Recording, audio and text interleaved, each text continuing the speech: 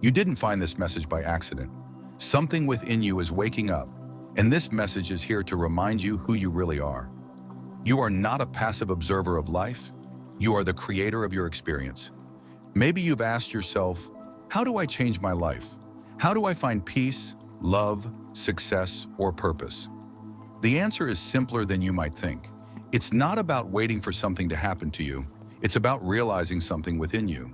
It's about remembering that your imagination, your belief, and your assumptions are the most powerful forces in your reality. Imagine your desire is a destination. Let's call it Jerusalem, the place of peace, fulfillment, and completion. To get there, you don't need to figure out how. You only need to see yourself already there. The world will ask for proof. Your senses might scream, "This isn't real." But if you dare to stay faithful to the feeling of your wish fulfilled, if you can truly believe in what you don't yet see, you will watch your world change to match it. Belief is not just thinking something over and over. Real belief leads to action, not physical hustle, but the inward action of assuming the truth of your desire. Now, before the world gives you permission, ask yourself this. If your wish were already true, if you were already healthy, successful, loved, abundant, what would you see? Who would you be? What would others say about you? Feel into that. Hear those words, see those reactions. That is your work. That is your true prayer. That's how you go up to Jerusalem. Don't focus on the how. Don't chase signs. Your job is to aim your inner attention like a sword, like a beam of light, directly at the result you want. Let others doubt. Let logic resist. Let the old story fade. You're not here to convince anyone. You're here to know. And once you know, once you assume it deeply enough to feel peace and satisfaction, your outer world will begin to move. People will show up. Events will rearrange. Even things you thought were impossible will become possible. Because you shifted your inner world first. Everything begins in imagination. The outer world is just a mirror reflecting the scenes you rehearse within. If someone you love is struggling, don't just sympathize. See them as well, happy, successful. Help them by imagining their victory. That's love in action. That's real power. You are not helpless. You are not stuck. What you call God isn't distant or hidden. It's your own creative power within.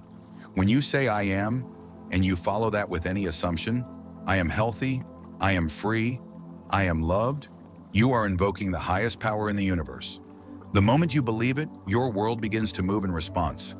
This world is full of noise, rules, logic, limitations.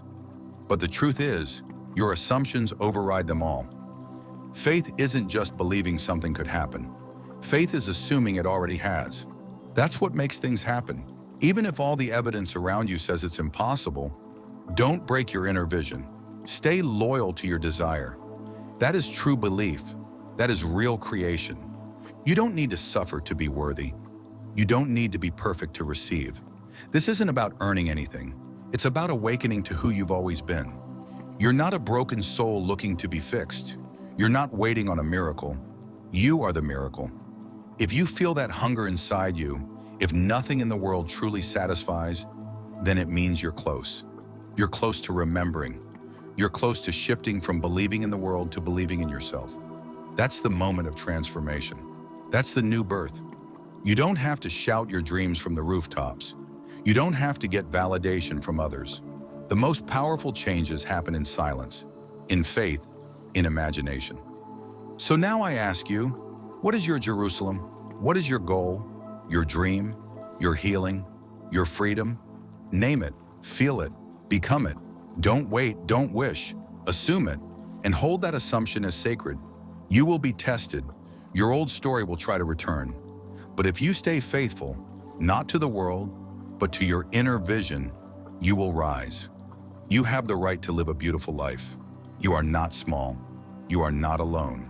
You are not at the mercy of the world. You are the cause. Now it's your turn to remember, to imagine, and to create. If this message lit a fire in you, don't keep it to yourself. Like, subscribe and hit the bell so you never miss another moment like this. Because the more you remember who you are, the more this world becomes what it was meant to be. You're not just watching this video, you've just taken a step into creator mode. Welcome home.